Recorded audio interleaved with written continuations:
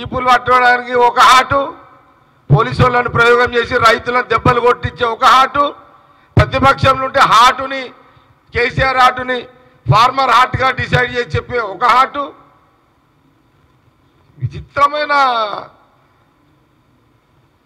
గుండెలున్నాయి మీకైతే, విచిత్రమైన గుండె, అదేమంటారు గుండెలు ఉన్నాయి మీ, గుండెలు అంటే గుండె ఉన్నాయి. విచిత్రంగా ఉంది మీ భాష, మీ డైలాగ్స్.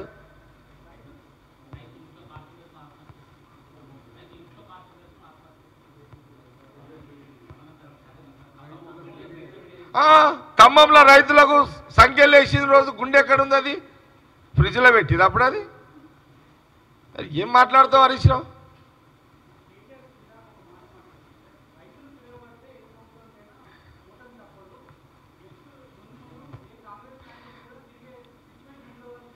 రైట్. కేటీఆర్ ఏమన్నాడు అంటే రైతులు తిరగబడితే ఏ ప్రభుత్వాలైనా పడిపోతే అని అన్నాడు. కరెక్ట్. అందుకే వాళ్ళ ప్రభుత్వం పడిపోయింది, మా ప్రభుత్వం వచ్చింది. మా ప్రభుత్వంలో రైతులని కాపాడుకుంటాము.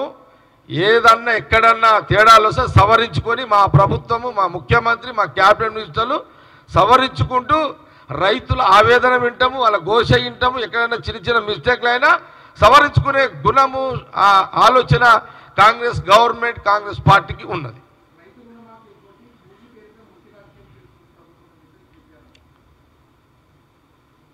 నేను ఆ సబ్జెక్టులకు మళ్ళీ తర్వాత ఇంకోసారి మాట్లాడుతుంది. సీఎం మాట్లాడినట్టు ఓకే.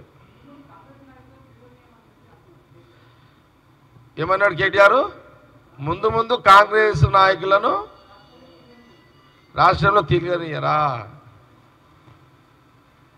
నాకు తెలిసిన కాడికి ఆ కెపాసిటీ కేటీఆర్కి లేదు, హరీష్కి లేదు. ఎందుకు లేదు చెప్పాలా? ఎగ్జాంపుల్ చెప్పాలా? తెలంగాణ ఉద్యమం నడుస్తున్న టైంలో అప్పుడు కేటీఆర్ ఉన్నాడు, హరీష్ రావు ఉన్నాడు, కేసీఆర్ ఉన్నాడు. సంగారెడ్డికి వస్తున్నాడు అని అంటే నేను వార్నింగ్ ఇచ్చిన, 2 సార్లు ఇచ్చిన.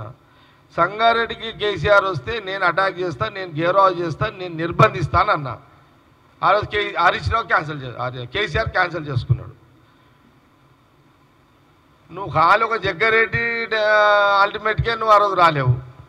ఈడ మా దగ్గర తోపులు ఉన్నారు అంతా కాంగ్రెస్లా. ఈ తోపులను ఏడ తట్టుకుంటావు నువ్వు కేటీఆర్? మాతో ఒక్కొక్క తోపు, ఒక్కొక్క ఫిరంగిలీడా ఏడ తట్టుకుంటావు చెప్పు? మా కోమటిరెడ్డి ఉన్నాడు, తట్టుకుంటావా? రాజగోపాల్ రెడ్డి ఉన్నాడు, తట్టుకుంటావా? ఉత్తమ్ కుమార్ రెడ్డి సాఫ్ట్ కావచ్చు కానీ అది సాఫ్ట్లా తోపే, అది కూడా తట్టుకుంటావా? కొన్ని హార్డ్ తోపులు ఉన్నాయి, కొన్ని సాఫ్ట్ తోపులు ఉన్నాయి మా దగ్గర. మన పోలీసు వాళ్ళు యూజ్ చేస్తారు, రబ్బర్ బుల్లెట్, ఒరిజినల్ బుల్లెట్ 2 ఉంటాయి. మా దాంట్లో అట్లా ఉన్నారు, అదేమి ఇబ్బంది లేదు. పున్న ప్రభాకర్ ఉన్నాడు, శ్రీధర్ బాబు ఉన్నాడు. లే అట్లా ఏమి ఇవన్నీ మామూలుగా తీయడానికి వీల్లేదు. ఏం లేకుండా 10 ఏళ్ళు మేము ఎట్లా ఎదిరించినాం చెప్పండి? తెలంగాణ రాష్ట్రంలో వాళ్ళు పెట్టిన హింసకు, బీఆర్ఎస్ గవర్నమెంట్ పెట్టిన హింసకు, పోలీసులతో అరాచకానికి ఎదుర్కొని ఎట్లా తట్టుకున్నాం చెప్పండి? మా జిల్లాలో దామోదర్ రాజనరసింహ, గీతారెడ్డి,